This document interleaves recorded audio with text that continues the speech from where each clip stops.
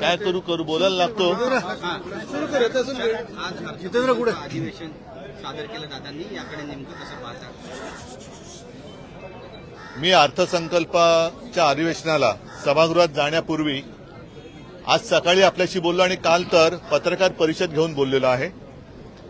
एकूणच गेल्या लोकसभा निवडणुकांमध्ये गेले 10 वर्ष भारतीय जनता पक्षाच्या आश्वासनांना आणि थापांना कंटाळून चिडलेल्या महाराष्ट्राने जो काही त्यांना दणका दिला, त्या दणक्याने आता यांचे डोळे थोडेसे किलकिले झाल्यासारखे वाटतायत.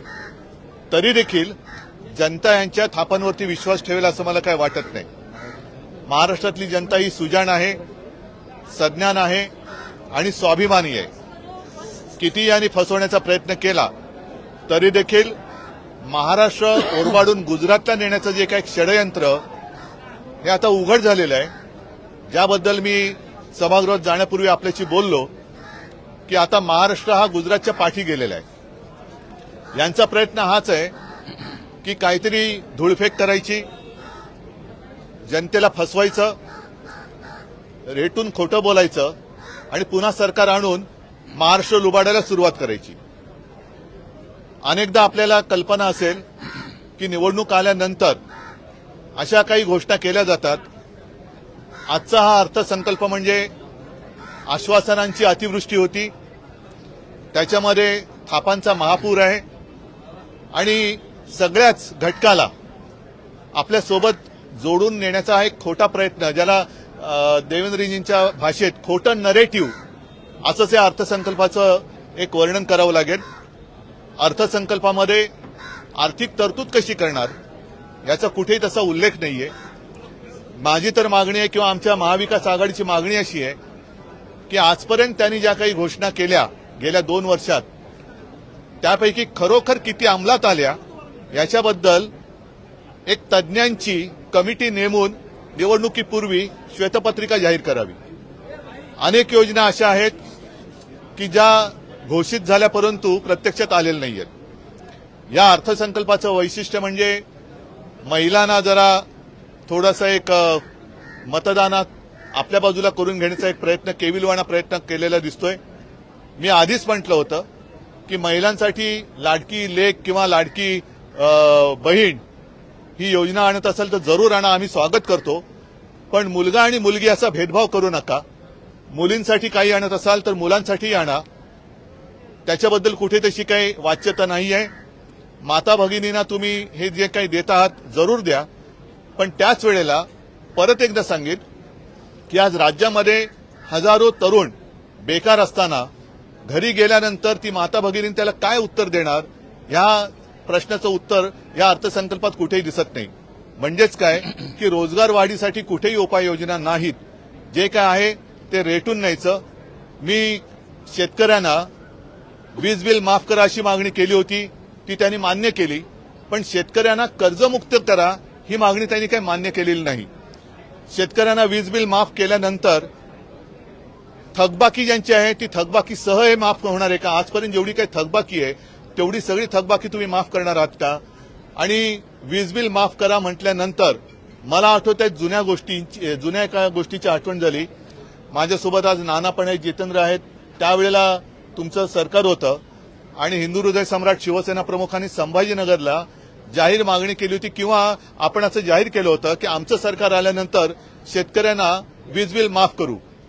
तत्कालीन मुख्यमंत्री सुशील कुमार शिंदे होते, ते तत्कालीन होते आणि त्यांनी तत्काळ ती मागणी मान्य करून निवडणुकीच्या आधी 0 रकमेची बिलं ही शेतकऱ्याला द्यायला सुरुवात केली. त्याच्यानंतर निवडणुका झाल्या, पुन्हा एकदा काँग्रेसचं सरकार आलं, विलासराव देशमुख मुख्यमंत्री झाले आणि निवडणूक झाल्यानंतर महिनाभरानंतर दामदुपटीने वीज भरणा करा नाहीतर तुमचं कनेक्शन कापून टाकू ही दरडावणी सुरू झाली. मला असं वाटतं तशीच ही थोडीशी गोष्ट दिसते. कारण वीज बिल माफ केल्यानंतर इतर जे काही शेतकऱ्यांचे प्रश्न आहेत, बी बियाणं आहे, इतर शेतीचे अवजार आहेत, आम्ही आमच्या लोकसभेच्या वचननाम्यात म्हटलं होतं की या सगळ्यांवरचा जीएसटी आम्ही माफ करू. कारण शेतकऱ्यांचं जे गणित आहे त्यांनी सांगितलं होतं की तुम्ही म्हणजे हे केंद्र सरकार दरवर्षी 6,000 रुपये जर शेतकऱ्याला देत असेल तर साधी गोष्ट त्यांनी सांगितली होती की जर वर्षाला 1 लाखाचं खत शेतकऱ्याला लागत असेल आता किती टक्के त्याच्यावर जीएसटी मला वाटतं थोडी कमी केली आहे, आता 5% आहे, पण नाहीतर 18% जीएसटी खतावरती होती. म्हणजे काय, 1 लाखाचं खत विकत घेतलं तर 18,000 रुपये त्या खतापोटीच खताच्या रकमेतूनच सरकारकडे जमा होतात आणि 18,000 कोटीतून 6,000 कोटी तुम्ही देणार म्हणजे 12,000 हे आमचेच तुमच्याकडे बाकी आहेत. असे सगळ्यांवरती म्हणजे बी बियाणे असेल, खतं आहेत, काही जंतुनाशक फवारण्या आहेत, त्याच्यानंतर कृषी पंप आहेत, ही सगळी म्हणजे शेतकऱ्याला एका बाजूने लुटायचं आणि दुसऱ्या बाजूने उदारपणाचा आव आणायचा, हा सगळा आव, हे सगळं ढोंग हे शेतकरी भोगतायत. आणि जर या सरकारला असं वाटत असेल की अशा काही खोट्या मलमपट्ट्या दाखवण्यासारखं केलं तर हे सगळे चिडलेले लोक शांत होतील, अजिबात होणार नाही. शेतकरी आणि संपूर्ण महाराष्ट्रातली जनता पुन्हा वाट बघते की विधानसभेच्या निवडणुका कधी होत आहेत. आणि मला खात्री आहे की ह्यांचं हे काही ढोंग आहे. आपण दरवेळेला असं म्हणतो ना की लबाडा घरचं अवतण, जेवल्याशिवाय खरं मानायचं नाही, तर हे लबाडा घरचं अवतण आहे. या खोट्या गोष्टी आहेत आणि या सगळ्या थापा, जसं अच्छे दिन आएंगे, 15 लाख रुपये येतील, आता कोणी त्याच्याबद्दल बोलत नाही. तसं निवडणूक झाल्यानंतर हे सांगतील, हे तर जुमले होते. माझं तर मत आहे की अर्थसंकल्प आहे का जुमला संकल्प आहे.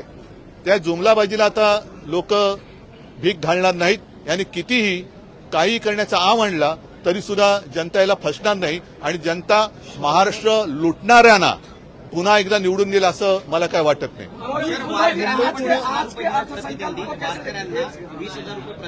हो, त्यांनी वारकऱ्यांची, मी म्हणेन वारकऱ्यांचा अपमान आहे.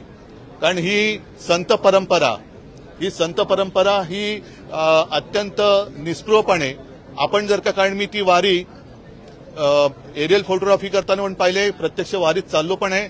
त्यांच्याकडे त्यांचं सामान असं काही नसतं, देहभान हरपून ते विठू नामाचा गजर करत जात असतं. त्यांना पैशांनी काही देणं घेणं नसतं. पण आता ती सुद्धा विकत घेण्याची परंपरा हे सुरू करते की काय, कारण 1000 वर्षांची ही परंपरा आहे, 700-800 ते 1000 वर्षाची. आजपर्यंत त्यांना कुठेही तशी काही कोणी गरज लागली, कारण त्यांचं सगळं काय असतं तो विठुराय आहे. म्हणजे अनेक वारकरी हजारो लाखोच्या संख्येने तिकडे जातात. मंदिरात त्यांना प्रवेश मिळत पण नाही, कारण एवढी गर्दी असते की मंदिराजवळ पण ते जाऊ शकत नाही. पण त्या मंदिराचा कळस बघून त्याच्यात ते आयुष्य सार्थकी लागलं असं मानतात. त्यांना तुम्ही पैशाचा लोभ दाखवू शकत नाही.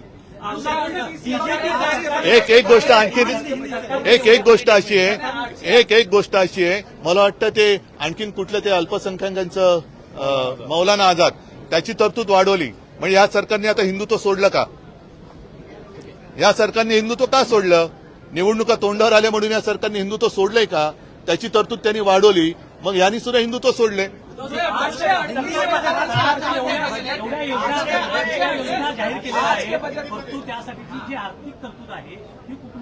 आर्थिक तरतुदीबद्दल कुठेही याच्याबद्दल उल्लेख नाही. म्हणजेच काय, हे गाजराची पुंगी ज्याला म्हणतो, वाजली तर वाजली नाही तर मोडून खाल्ली, हा गाजरांचा अर्थसंकल्प आहे, गाजर दाखवण्याचा प्रकार आहे. आर्थिक तरतूद याच्यामध्ये कुठेही दाखवलेली नाहीये आणि त्याच्याबद्दल आम्ही जशी माहिती आम्हाला मिळेल तसतसं येत्या काही दिवसांमध्ये सगळ्यांची सल्लामसलत करून आम्ही त्याच्यावरची मतं मांडूच. पण आर्थिक तरतूद कुठून आणणार? मोदी देणार आहेत का पैसे? मोदी पैसे देणार आहेत का?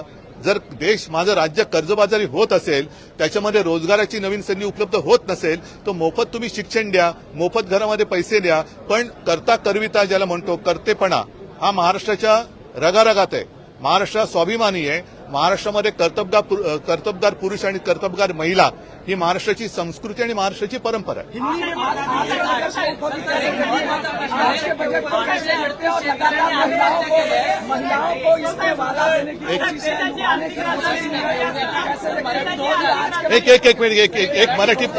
एक मराठी पूर्ण करतो. देशाची आर्थिक राजधानी मुंबई असताना महाराष्ट्र राज्य दरडोई उत्पन्नात 6व्या क्रमांकावर गेलेला आहे. अरे थांब ना, हा प्रश्न विचारतो ना, जरा थांब ना. देशाची आर्थिक राजधानी मुंबई असताना महाराष्ट्र राज्य दरडोई उत्पन्नामध्ये 6व्या क्रमांकावर गेला आहे. कशा बघता राज्यामध्ये? नाही, हे सगळं बघताना फार यातना होत आहेत, फार वेदना होते. आम्ही त्याच्याबद्दल नक्कीच सरकारला जाब विचारू. पण मी आज उघड, जसं मी जनतेचं न्यायालय म्हणतो तसं महाराष्ट्रातल्या जनतेला आवाहन करतोय की आपल्या डोळ्यात देखत महाराष्ट्र ओरबाडला जातोय, महाराष्ट्र लुटला जातोय. अगदी गुजरात पुढे गेला म्हणून पोटदुखी नाहीये, पण महाराष्ट्र कर्तबगार असताना इतर राज्यांपेक्षा मागे जाऊच कसा शकतो? आज महाराष्ट्र संपूर्ण देशात 6व्या-7व्या क्रमांकावरती गेलेला आहे. मग महाराष्ट्रातलं ते सगळं कर्तृत्व गेलं कुठे? आणि असा हा महाराष्ट्र एका बाजूने खाली जात असताना पुन्हा त्याला आणखीन खाली ढकलण्यासाठी या सोयी सुविधांची खिरापत वाटल्यासारखं दाखवून परत जर काही निवडून येण्याची स्वप्न बघत असतील तर मला नाही वाटत महाराष्ट्र यांना पुन्हा निवडून देईल. कारण महाराष्ट्र लुटला जातोय आणि महाराष्ट्र लुटणाऱ्यांना मदत करणाऱ्यांना महाराष्ट्र पुन्हा निवडून देणार नाही. आज के बजट को उद्योगी कैसे देखते हैं? किस तरीके से महिलाओं को लुभाने की कोशिश हुई है, खास करके ये वोटिंग अरे थांब एक बार मराठी पुरं होने दो. चलो. 4 महिन्यात या चालू वर्षात 838 शेतकऱ्यांनी आत्महत्या केल्यात आणि त्यातल्या फक्त 104 लोकांनाच मदत आतापर्यंत सरकारकडनं मिळालेली आहे. किती एक भयानक स्वरूप हे पाहायला मिळतं. ही भीषणता आणि हे भीषण वास्तव हे फार भीषण म्हटल्यानंतर भयानक आहे. आणि म्हणूनच मी म्हटलं की मी सभागृहात जाण्यापूर्वी आपल्याशी बोललो होतो की शेतकऱ्यांना वीज बिल माफ करा. त्यांनी ते वीज बिल माफ केल्यासारखं दाखवलंय, पण किती काळ राहणार आहे, थकबाकीचं काय होणार आहे? आणि ज्यांनी आजपर्यंत आत्महत्या केले त्यांची घरं उजाड पडलेत. या शेतकऱ्यांना आपत्कालीन मदत ही पोचलेली नाहीये. पंचनाम्यांची थोतांड आणि पंचनाम्यांची नाटकं झाली पण मदत काही पोचत नाही. कर्जबाजारी शेतकरी जो झालेला आहे त्याच्यासाठी तुम्ही काय दिलासा देणार आहात? त्याच्याबद्दल काही उल्लेख नाहीये. बोगस बी बियाणं हा एक विषय असतो. बी बियाण्याच्या वाढत्या किमती, खतांच्या वाढत्या किमती आणि त्याच्यानंतर सगळ्यात महत्वाचा की पीक आल्यानंतर हमी भावाचं काय?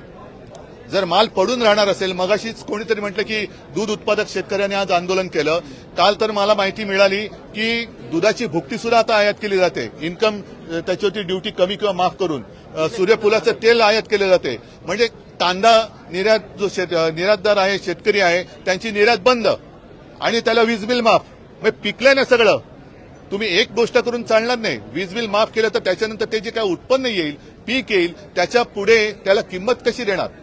आणि परत एकदा सांगतो की अगदी मोफत शिक्षणाची सोय जरी केली तरी शिकल्या सवरलेल्यांना पुढे त्या शिक्षणाचं करायचं काय? कारण शिकल्यानंतर परीक्षा द्यायला गेल्यानंतर पेपर लीक होणार असेल तर त्या शिक्षणाचा उपयोग काय? आणि मग परत नोकरीचं काय? म्हणजे थोडक्यात की असं हे सरकार करू इच्छिते की महाराष्ट्रातलं प्रत्येक घर हे मोदींवरती अवलंबून राहायला पाहिजे. मोदी तुम्हाला दरमहा काय देतील ते देतील, घ्या आणि गप राहा. मला वाटतं नाना आता थोडं हिंदी में बात करू पहिले नाना.